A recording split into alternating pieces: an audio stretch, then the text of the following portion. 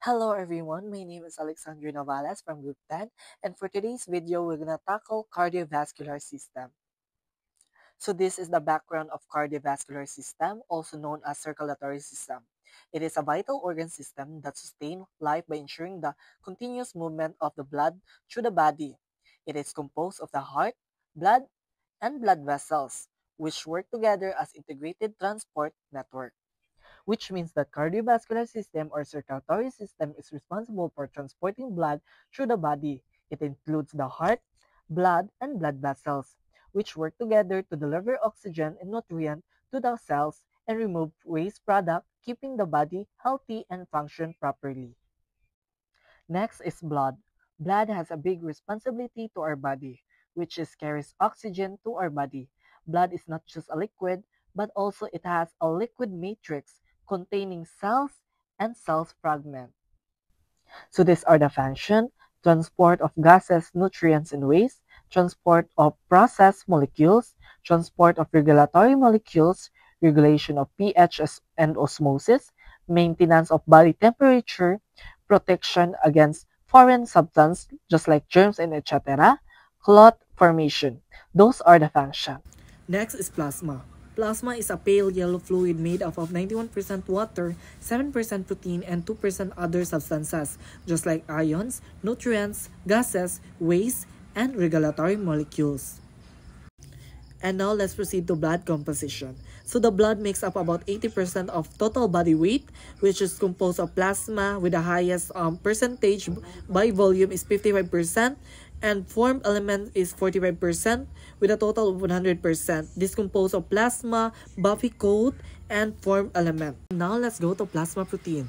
Albumin is 58%, maintain osmotic pressure and water balance. Globulin, 38%, is antibodies for immunity transport molecules, some clotting factors. Fibrogen is 4%, clotting factors converted to fibrin for blood clots. That's are their function. And now let's proceed to the table of composition of plasma, plasma component, and function and examples. Water acts as solvent and suspending medium of blood components, while protein maintain osmotic pressure, albumin destroy foreign substance, antibodies, and complement.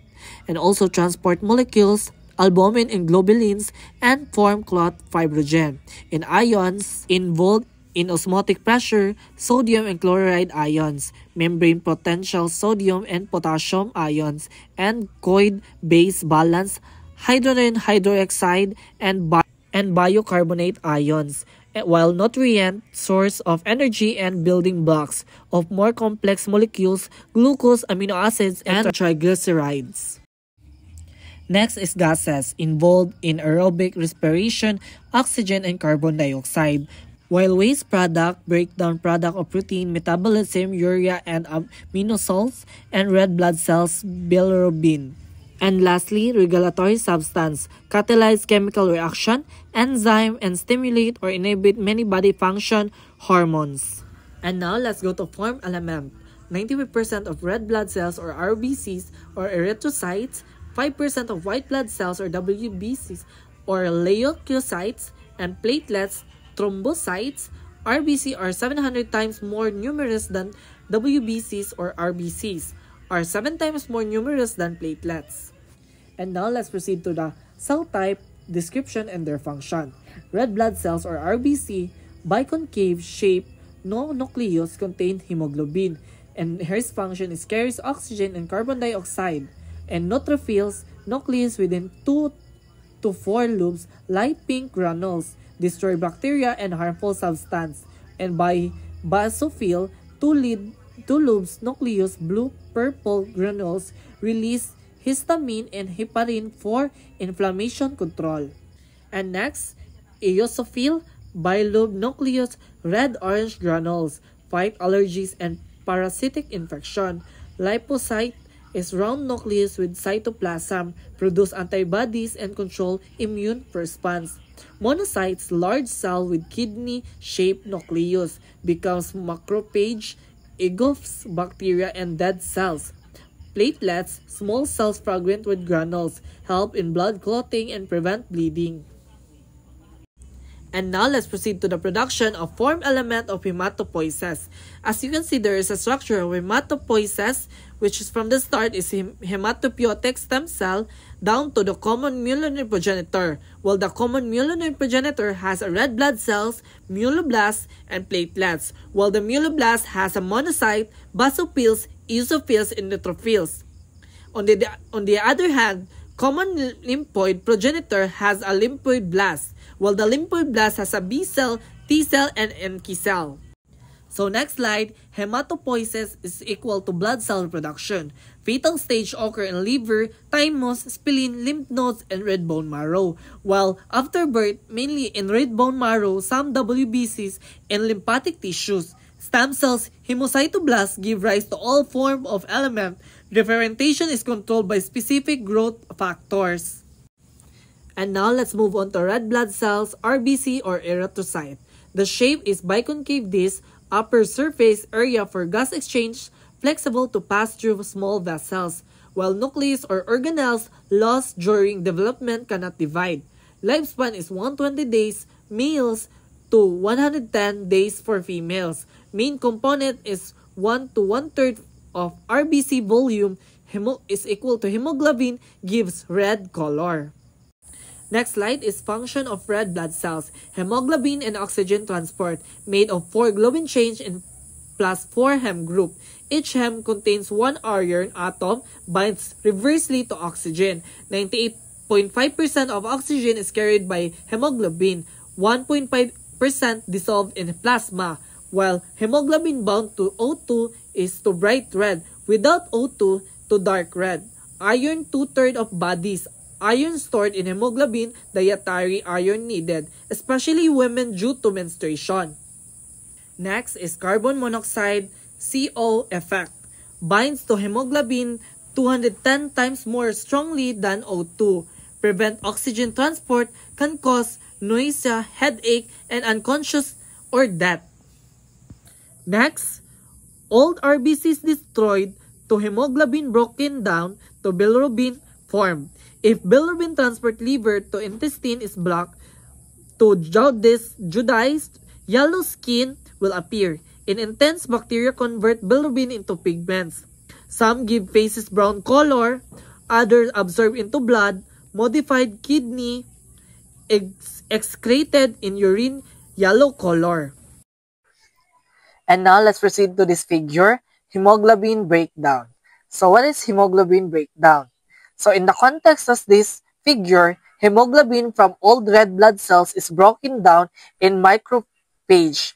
The globin part becomes amino acid for new proteins, while the hem release iron and form bilirubin. Iron is sent to the bone marrow to make new hemoglobin. Bilirubin goes to the liver, becomes a part of bile, and excreted in feces and urine, giving them their color. Next is the standard blood smear. A thin film of blood is spread on the microscope slide and stain. The white blood cells have a pink cytoplasm, and the purple nuclei, the red blood cells, do not have a nuclei. The center of a red blood cells appear whitish because light shines more readily through the thin center of the disc than through the thicker edge. The platelet layer, purple cells fragment. And now let's proceed to white blood cells, WBCs or leukocytes. General characteristic: spherical cells, lack of hemoglobin. Found in buffy coat, thin white layer between plasma and red blood cells. Larger than red blood cells and each has a nucleus. Blood primarily serves as transport for WBCs to tissues. Can leave blood and move through tissues by amboid movement. Next, function. Protect the body against invading microorganisms and pathogens. Remove dead cells and tissues debris by phagocytosis. Next, divided into granulocytes, visible cytoplasm, granules, and agranulocytes, no visible granules. So, type of white blood cells. Granulocytes. Neutrophils. Most common WBCs. Small granules stained with both acidic and basic dyes. So, lube nucleus, 2 to 4 lubes. Circulate for 10 to 12 hours. Then, enter tissue. Function, phagocytize microorganism and foreign substance. Dead neutrophils plus debris plus fluid equals pus. Another, basophils, least common WBC. Large granules stained blue or purple with basic dyes. Function, release histamine and chemicals to promote inflammation. Release heparin, prevent clotting. And next, types of white blood cells, eosinophils. Granules stained bright red with eosine acidic stain. Two-lobe nucleus. Function, participate in inflammation during allergies and asthma. Release chemical to destroy worm parasite. And another, agranulocytes, lymphocytes, moles WBCs, cytoplasm, thin rim around nucleus. Types, several with diverse immune roles. Function, produce antibodies and chemical to destroy microorganism. Contribute to allergic reaction. Reject graft and control tumors. Regulate the immune system. Number 2, monocytes, largest WBCs, leave blood to become macrophage in tissues. Function, phagocytize. Bacteria, dead cells, debris. Progress and present foreign substance to lymphocytes, activating them. Platelets and thrombocytes. Structure, small cells fragment, not whole cells. Consists of cytoplasm plus cell membrane, only nucleus. Origin, produced in red bone marrow, derived from megachrocytes, large cells with a big nuclei. Platelets form when small fragments of megachrocytes breaks off into blood. Function, prevent blood loss by forming platelet plugs at sites of blood vessels injury, releasing chemicals that help in blood clotting coagulation. Next, preventing blood loss. Vasospasm, immediate temporary constriction of blood vessels caused by construction of smooth muscles in vessel wall. Can close small vessel completely. Trigger, nervous system reflexes activate by damaged chemical release. Thrombosins, from platelets derived from prostaglandins.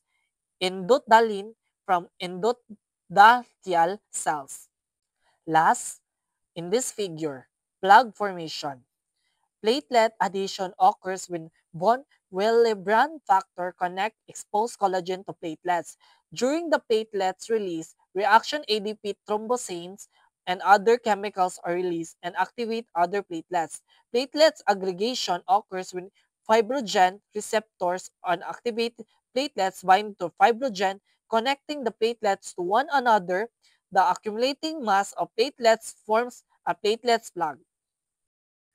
And that's the end of my discussion. I hope you learned something and the continuation of my discussion will be discussed with my co-reporter.